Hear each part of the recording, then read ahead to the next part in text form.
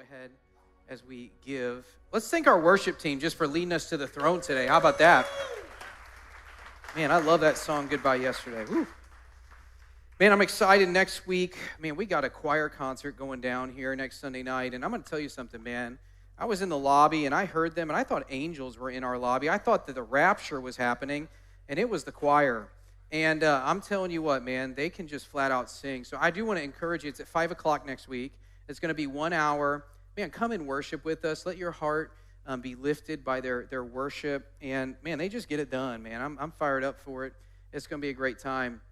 We have been in a series on Esther. Man, we've been learning a lot, haven't we, about Esther. If you haven't had a chance, go back, watch the first 2 weeks. There's so much historical context. I love factoids. Does anybody like factoids, these little facts that just add a little bit? Okay, one person. Thank you, Jacob Raymond. There's so many little factoids all throughout the book of Esther that just shape our perspective a little bit more. And we're going to look at a few more of those, but I want to ask you a question. Have you ever had something happen in your past, whether it's your past, whether it's what you're doing now, whatever's going on, where it's something that maybe you're ashamed of and maybe you compromised? Maybe that compromise became a habit. Maybe it's become something that you know is not right. But maybe you're so ashamed of this that you think, God, how could you ever use me again? Does anybody ever have that in their life? Listen, all of us have that in our life, or they wouldn't have written, for the wages of sin is death, right? The fact is that we've all compromised and we've all fallen short, and that's why Jesus had to come. But I think we're going to learn today that just because sometimes in our lives we have compromised doesn't mean that God doesn't want to use us, because he does. Let's pick it up, Esther chapter 2. And this is a historical book. And so what we're going to do is we're going to read it like a story. And in each section, I'm going to stop and explain what's going on. Okay? If you have your sermon notes, you can get those out too and follow along. And they're great things to have. Esther chapter 2. We're going to just start verse 1. Is that okay? After these things. Everybody say after these things. When the anger of King Ahasuerus, we know that King Ahasuerus is king who? Xerxes, the same person, right? Title and name. When his anger had abated, that means that it settled down. We know that King Xerxes was an angry dude. And so now he's kind of coming back to earth. He remembered Vashti and what she had done and what had been decreed against her. Okay, let's talk about after these things. What are all of these things that he's talking about? Number one, it's said in the text, Vashti and his command. Vashti was the queen. King Xerxes had a 6-month party. Then he had a 7-day banquet. I mean, he puts all of us to shame. This guy's literally, they wrote party animal and stuff about him, right? I mean, this guy can flat out party. And so he parties for 6 months, have a 7-day banquet. He asks his queen to come in so she can walk around and he can show his queen off to all of the drunk people. Now, there's a lot of people who believe that she may have been pregnant with Xerxes at the time and she didn't want to get looked at by creepy people. Understandable. And then there's some scholars who believe that he only asked her to come wearing the crown. Now, even if she wasn't pregnant, even if she was coming fully clothed, it is weird for a husband to ask his wife to come strut around a room so other people can look at her. It's inappropriate. And so what did he do? He got angry because he didn't get what he wanted. He's a controlling guy. He's the king. I get what I want. Therefore, he said, you're not worthy of wearing the crown. So he got rid of Vashti and made a decree. And the decree was that Vashti can never wear the crown again, and that all women, all throughout the Persian Empire, because one woman stood up to the king, all of a sudden, we better take care of all these women. They may rise up and have a revolt. So all women must respect their husbands. And we talked about that sometimes people in power expect what they do not give. They expect to be respected, but yet they don't give respect in return. And so this is what he's talking about. After all that went down with Vashti, what does he do? He goes and he wages war on the Greeks. Now, you have to remember, if you go back to week 1, Xerxes, the king at the time, he had a dad named Darius. Everybody say Darius. Darius got his butt whooped by the Greeks, and he was bitter about it. And he wanted to go back and take revenge. But guess what? He died. We don't really know why he died. Most people think he died of an illness. And guess what? He passed this desire of revenge onto his son. It's so important to watch what we pass on to our children, isn't it? He passes this desire for revenge. So now Xerxes is taking on his father's burden and saying, I need to go wage war on the Greeks. And guess what? He does that, and he meets 300 Spartans. Anybody know that story? He meets 300 Spartans, and they hold him up long enough for all of Greece to come together and mobilize. And you have to remember, the Persian Empire was the greatest empire to walk the face of the earth until the Romans came. They had a navy of over 300 ships. Isn't that incredible? Any people who are in the service know how big of a navy that is. 300 fighting ships. And guess what? They lost almost all of them in the battle against the Greeks. So King Xerxes is coming home from that, a loser, right? Here's this guy who loves to control, loves power. This is actually kind of a dangerous thing. When you have somebody in power who loves control like this and they think that they're not good enough and they come home a loser, it's actually very dangerous. They're going to lash out against the people that they love. And so this is after all these things. All of these things are happening together. Let's continue on. Can we do that? Verse 2. Then the king's young men who attended him said, let beautiful young virgins be sought out for the king, and let the king appoint officers in all the provinces of his kingdom to gather all the beautiful young virgins to the harem in Susa. Susa is the capital where all this stuff is happening. Ooh, I hope something didn't happen back there. It's where the capital where all things are happening. They were one of 5 capitals. And guess what? The Persians were snowbirds. They would just go around to these 5 capitals based on the weather, based on, hey, I don't want to experience snow. Trina Grote's here. She's a snowbird. Take us all with you when you go back to Florida, please. And they were doing that back then, right? And so they say, bring all the young women, and cosmetics will be given to them. We're going to put them in custody of Haggai, the king's eunuch. And verse 4, and let the young women who pleases the king be queen instead of Vashti. And guess what? This pleased the king, so he did so. So the king's moping around. He's lost to the Greeks, and his servants, wow, the king is really moping around. We probably need to cheer him up. So he gets advice from his servants, his young men, and the advice is to let's go find the most beautiful women in the kingdom who are virgins, and let's put them in a fashion competition and in a beauty competition, and let's decide our next queen based on that. And it pleased the king. This is really dumb advice. Can we all agree on that?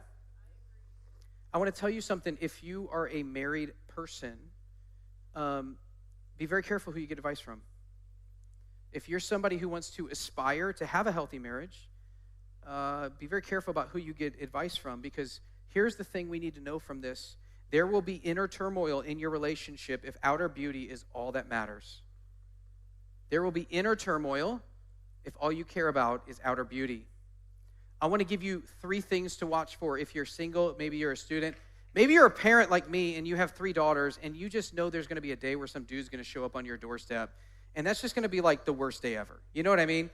Let's just be honest about that. And, the first time I showed up at Alex's doorstep, Bryce, who was here, called me a tool. So, there's that, right? And so, maybe you're raising kids. I want to give you 3 things to look for in a partner, 3 things to look for in a mate, okay? Because, right, if all we care about is outer beauty, you're going to have inner turmoil in your relationship. Number 1, you need to look at their heart. Now, how do you see their heart? I'm not saying go take an x-ray of it. Listen to what comes out of their mouth. What comes out of their mouth is actually what's in their heart. It shows you whatever they get excited about, whatever they celebrate, is what they actually value. So listen to their words. If all they do is talk about money, and that's all they care about, and that's all you hear from them, then guess what? They've got a problem with money. That means that they let money control their life. They're nervous about money all the time. That's going to come into the culture of your home. They're probably going to be a very controlling person with money, instead of saying, Lord, I surrender this to you, and we're going to put you first in our finances, right? When you look at the top 3 things that people struggle with in marriage, it's communication, sex, and money. And so you need to hear what they're speaking. Listen, here's a great thing you need to watch for. If they say that they're a follower of Jesus, but yet they never speak about Jesus or speak of Jesus' people, then you know that they're a follower of Jesus probably only in word, but it's not in their heart. Because here's the thing. People who love Jesus talk about Jesus. Because Jesus is in their heart. Therefore, it comes out through their mouth. The second thing you need to look for. You need to look at their head. And once again, I'm not saying take a brain scan. But we know whatever they think about is going to impact your home. Because if you want to see your future, let's look at your thoughts. And it is so imperative for us as parents. Listen to this. This is so important. For some of you, this is the biggest takeaway you're going to get today. When we have thoughts of our identity that do not align up with God's, and we are self-critical of ourselves to the point where we think we're never going to be good enough, we will pass that on to our children. We will pass our thoughts on to our children. Why? Because what we think we do. Therefore, if we're constantly criticizing everything, guess what? Expect your kids to criticize everything. If nothing is ever good enough for you and you let that come out and you think that, then nothing's ever going to be good enough for them. And then it may get to the point where they never find a mate because nobody can live up to their expectations. Listen, I'm going to tell you, your thoughts are so important because we pass on the identity in our heart to our children. And if your identity is broken, then you will pass on a broken identity to them. And here's the reason I say this, and I tell this to our staff all the time. You cannot take somebody where you haven't been. So listen, like you cannot get up on stage and preach a sermon about Jesus when you haven't accepted Jesus Christ as your own Savior. Like you can't stand up and preach a sermon or talk to somebody and give somebody advice about tithing when you're not tithing. You can't stand up and say, listen, hey, I raised my kids well, but yet they all ran away, right? We've got an integrity issue here, don't we? The reality of it is that the thoughts that we think in our head impact our home and impact our children, parents, grandparents, people of influence more than we know.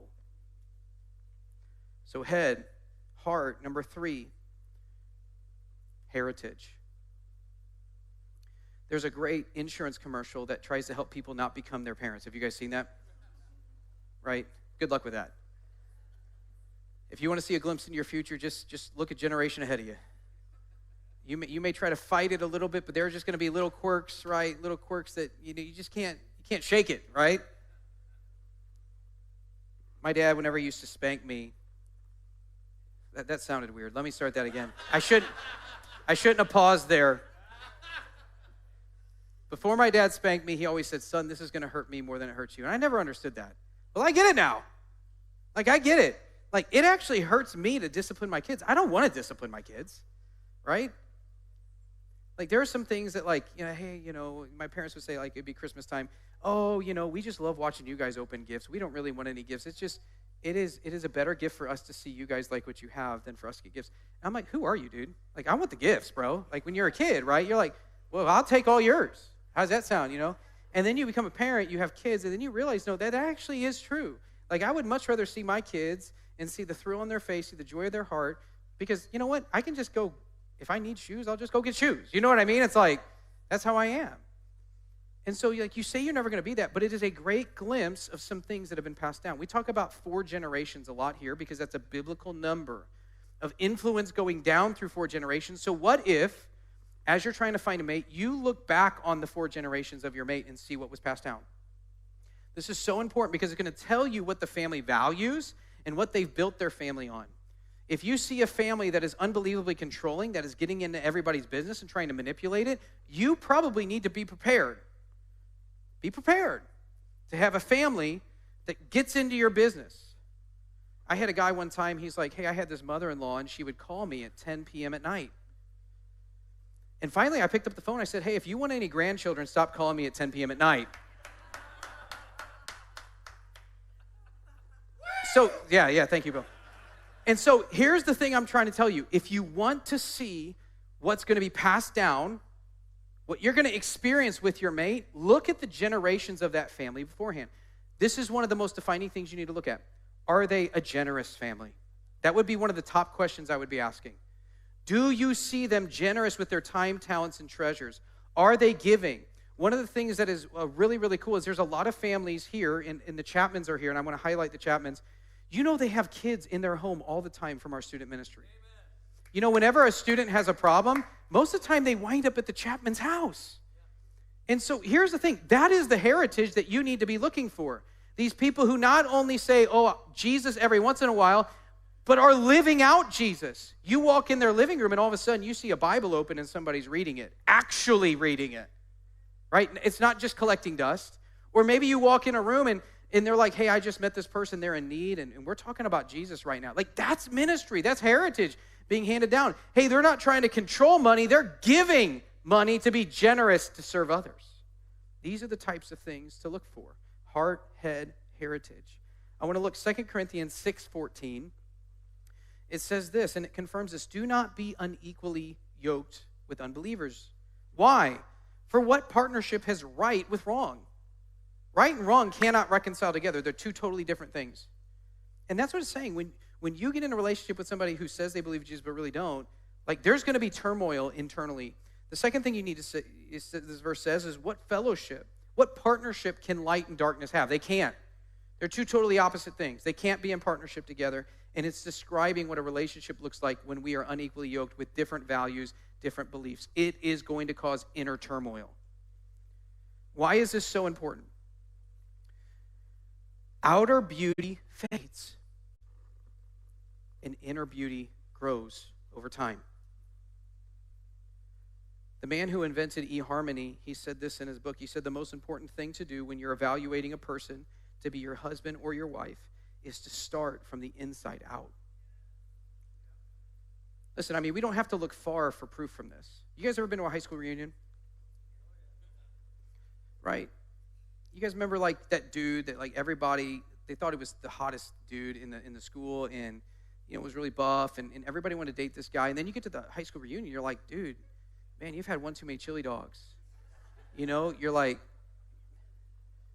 or like the girl who won most attractive, and then you get to the high school reunion, you're like, hey, just a little too much Botox there. You know what I mean? It's like let's just be real. I mean, we end up but here's the thing. When you get to a high school reunion, let me tell you what happens. People don't end up talking about outer beauty. You know what they start talking about? Their kids. They're talking about their grandkids. And then you start talking about people who are doing great things in the community.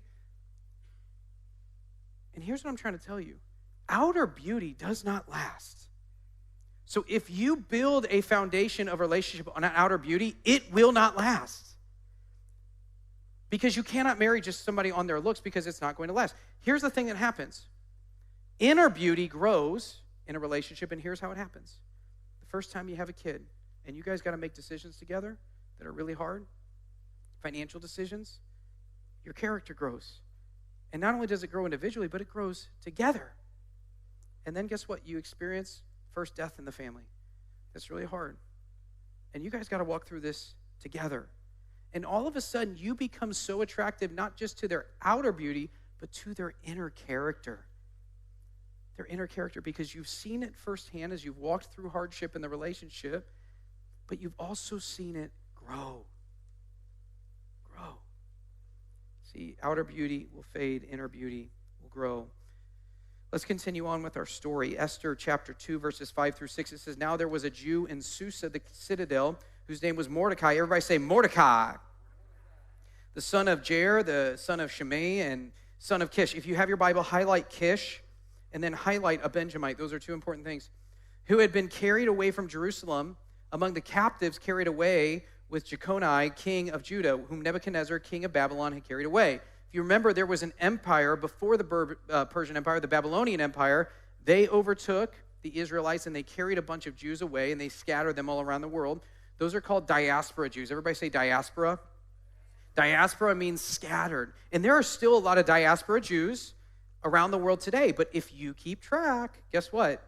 You will find out that there are Jews going back to the homeland in the thousands right now, which is actually a sign of prophecy in the end times, if you're keeping track of that. So there was a lot of diaspora Jew, and Mordecai's heritage is because he was taken away in captivity. Now, we see another diaspora Jew, a scattered Jew, in Daniel chapter 1 with Daniel.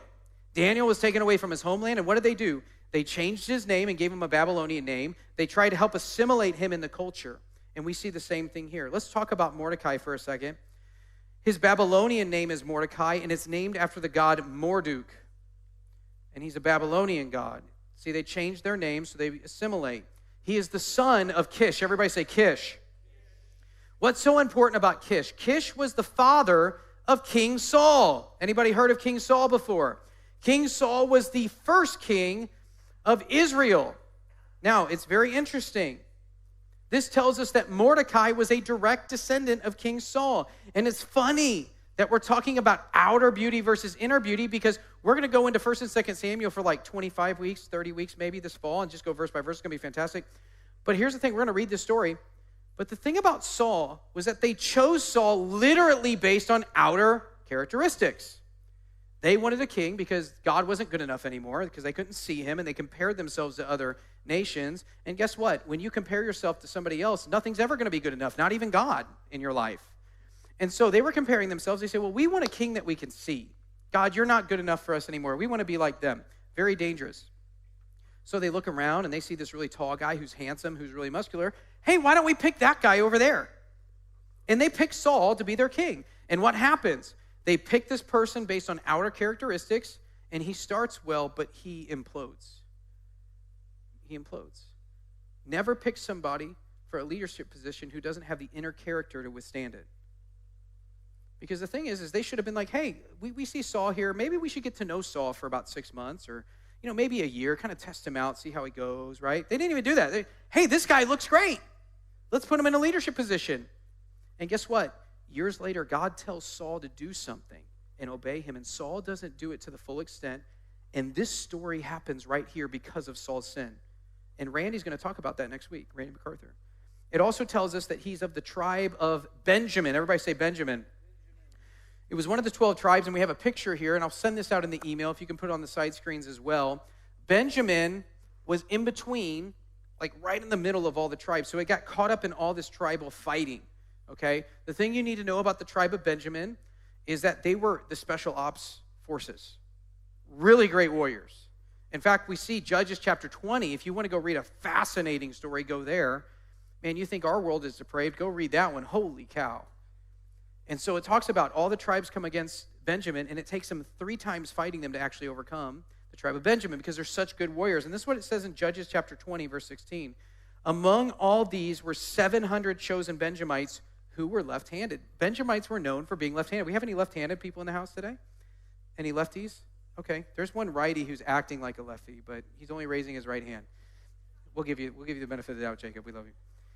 There were 7, so they were known for being left-handed. They were known for being these warriors. And listen to what it says. Everyone could sling a stone at a hair and not miss. What is this telling us? That means they were marksmen with slingshots.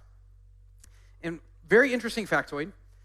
If you know anything about warfare, if you're right-handed, you hold your shield in your left hand. So this set these left-handers up to really nail these guys who are right-handed, because their shield was on the left side. So they would set them up on positions in the wall to be able to hit these people who were kind of open to attack. Isn't that fascinating? So these were really great warriors. They were amazing. This is Mordecai's heritage. He is a fighter. Like, he's not going to go down without a fight, and we need to know that about him. Let's continue in our story, Esther chapter 2, verse 7. It says, he was bringing up Hadassah. Everybody say Hadassah. That is Esther. Hadassah is her Jewish name. Esther is her Babylonian name. The daughter of his uncle, for she had neither father nor mother. This is telling us that she's an orphan. Her parents died. The young woman had a beautiful figure and was lovely to look at. And when her father and mother died, Mordecai took her in as his own daughter. Esther's Babylonian name is from the god Ishtar, the love goddess, which actually shows up in the Old Testament a lot, if you know anything about history. Hadassah means myrtle, as in a myrtle tree. And I have a picture of a myrtle tree if you want to put that up.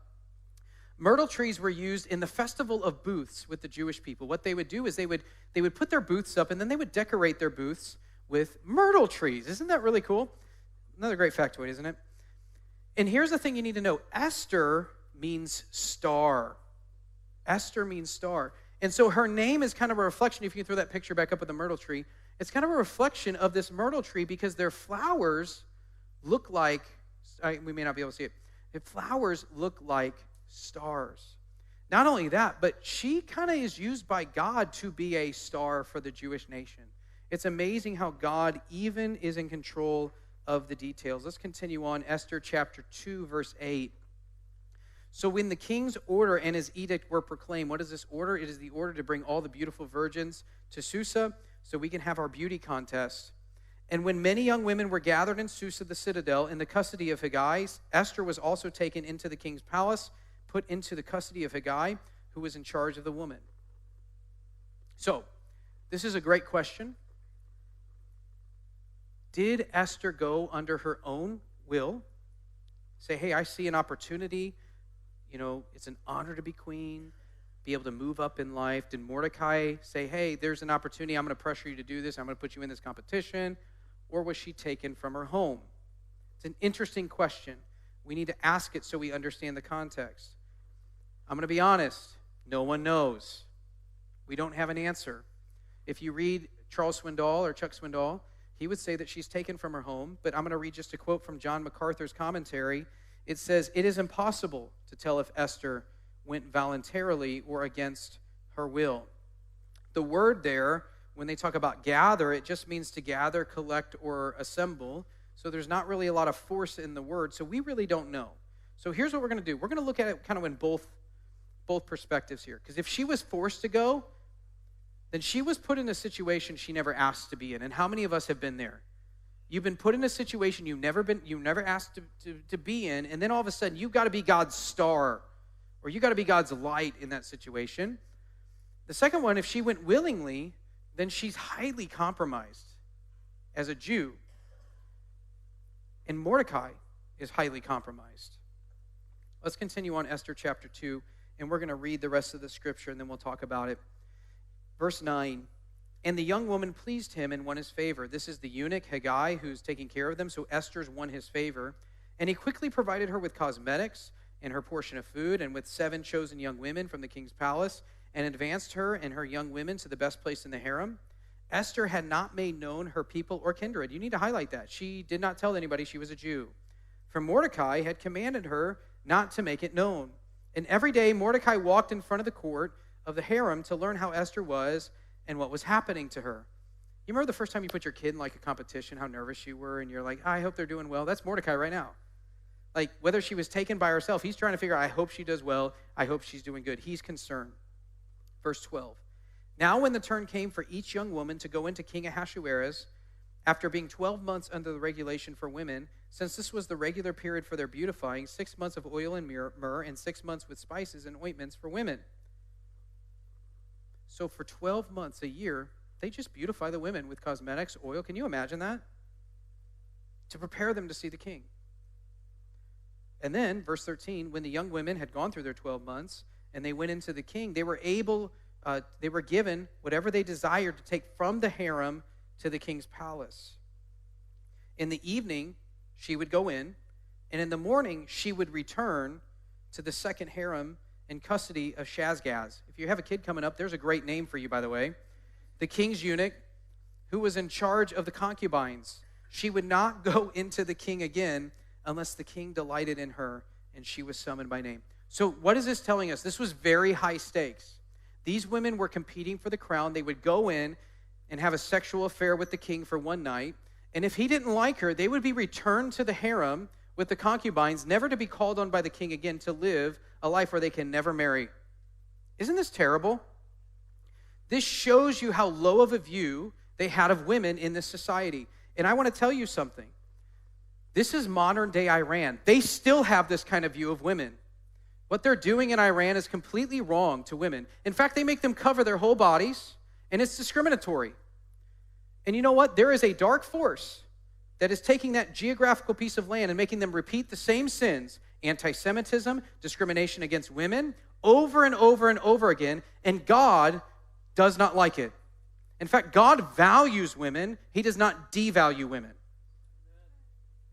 So now Esther, let's pick it up verse 15. When the turn came for Esther, the daughter of Abihail, the uncle of Mordecai, who had taken her as his own daughter to go into the king, she asked for nothing except what Haggai the eunuch told her and advised. Now, what does this tell us about Esther? That she's smart. She listened to the advice of the person who knew the king, so she's very discerning. She's cunning. Now, Esther was winning favor in the eyes of all who saw her, verse 16. And when Esther was taken to King Ahasuerus into his royal palace to have her night with him in the 10th month. Think about this. For 10 months, women have been coming to the king's bedroom to have a night for him to test them out to see if he liked them and king. And after 10 months of women coming in and out of that door, it's Esther's turn. This was the month of Tebeth, which would have been December or January, in the 7th year of his reign. So what does this tell us? This is 4 years after Vashti had the crown taken away from her. So a lot of us think that this happened in 10, 15 days. No, this happened over 4 years. So sometimes we want God to work really quick. 4 years is quick for God.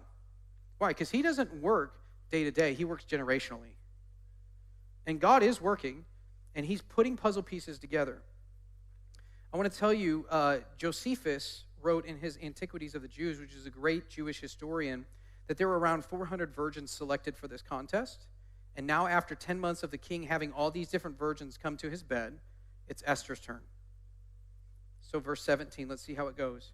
The king loved Esther more than all the women, and she won grace and favor in his sight more than all the virgins, so that he set the royal crown on her head. So she won, and he made her queen instead of Vashti.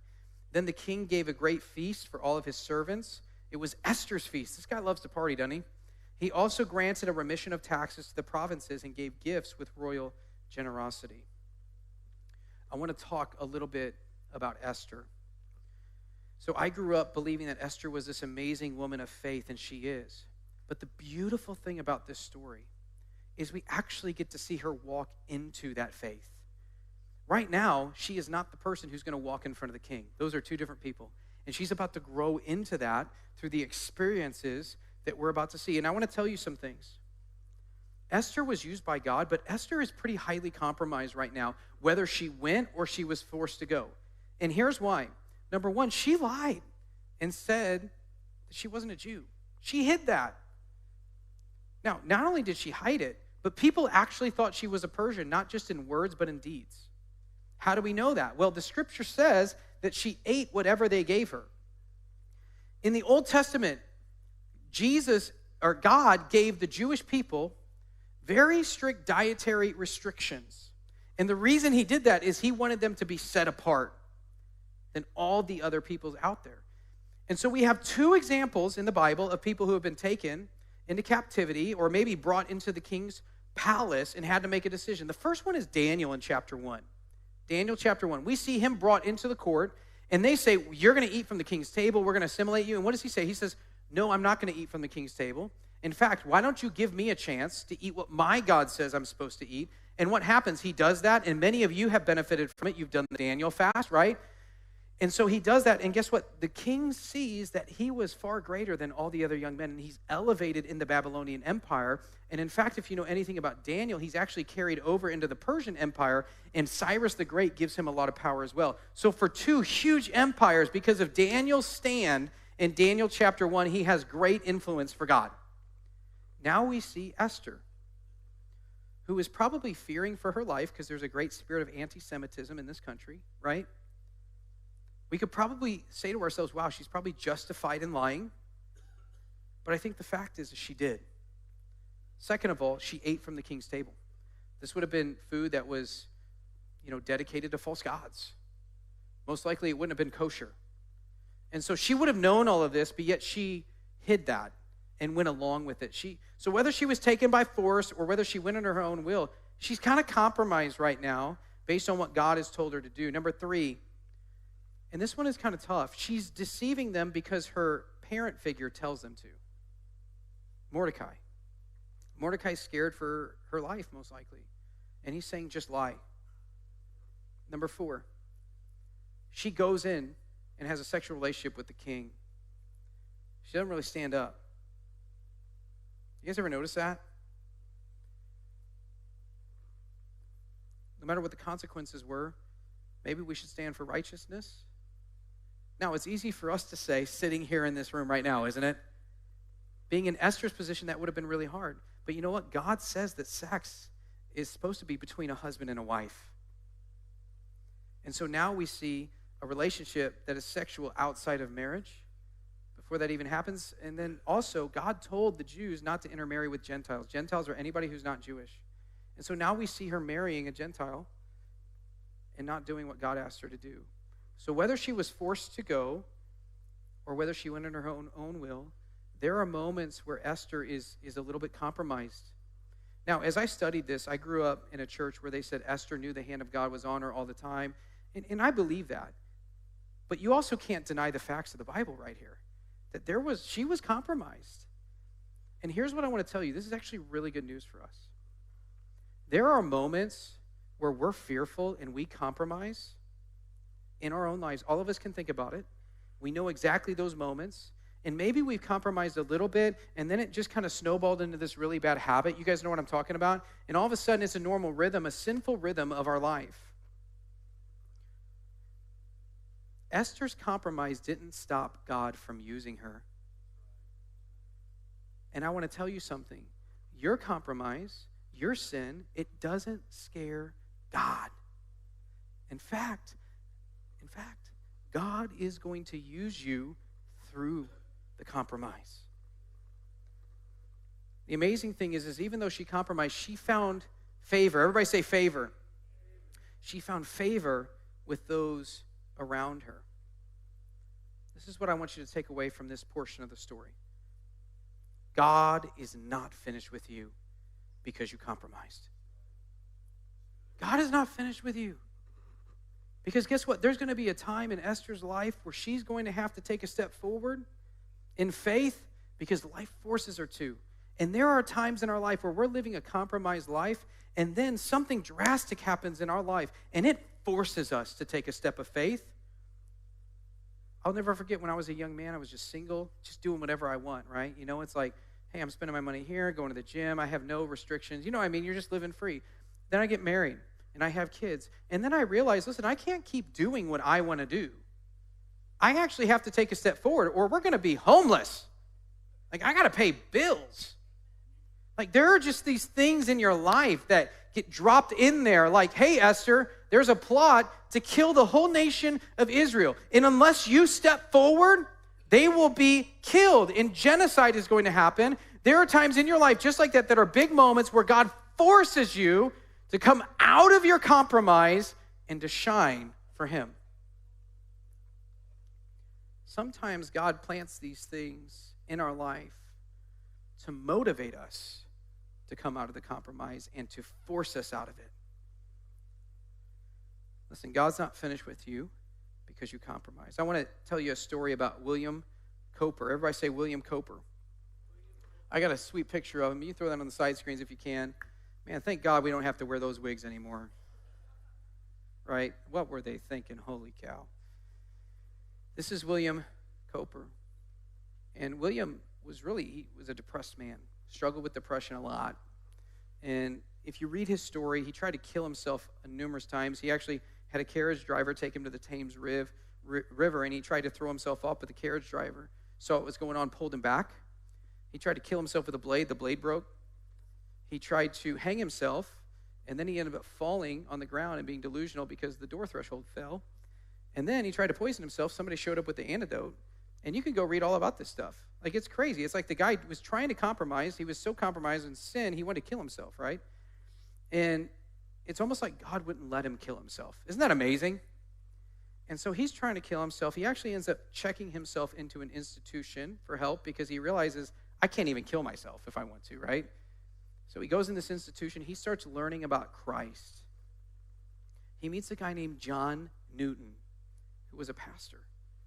And he starts being discipled. And all of a sudden, William Coper starts writing poems about Jesus. And he starts growing in his relationship with Christ. And him and John Newton start writing together. And they published a book called The Only Book of Hymns. And in this book, the song Amazing Grace was published for the first time. And John Newton had many hymns in that, William Coper had many hymns in that same book.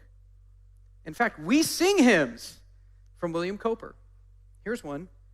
There is a fountain filled with blood drawn from Emmanuel's vein, and sinners plunge beneath that flood, lose all their guilty stains. Here's another beautiful verse that he wrote of this song. Ere since by faith I saw the stream, thy flowing wounds supply, redeeming love has been my theme and shall be till I die. Let me tell you something about William Coper. This man tried to kill himself, and he had hymns published in the same book that Amazing Grace was published in. And actually, after he wrote all these hymns, did you know he still tried to kill himself numerous times because he struggled so much with depression? I want to tell you something. God is not finished with you just because you compromise. There is nothing in your past that has disqualified you from God using you. This hymn that I just read, it's called "There is a Fountain." We sing it all the time here. And years later, this man who was compromised, wanted to kill himself, is still being used by God. Listen, God's not finished with you when you compromise, because I'm going to tell you something. God's forgiveness is greater than your compromise. And for some of you here, you're like, man, I've had things in my past that are just so terrible. How could God ever want to use me? Well, Jesus Christ came and died for your sin to forgive you of that so you can have a new life, a new way with a new purpose. And here's what I want to tell you. You have an opportunity to do that today. All you have to do is, Jesus, forgive me, save me, and I follow you. And if you do that today, his forgiveness is greater than your compromise. You're going to have an opportunity to do that at the end of our service. But I'm really excited because it's Baptism Sunday, and I want to hear some testimonies and some stories of some people who have made that decision. You guys ready for that? Would you turn your eyes to the screen, and let's check this out.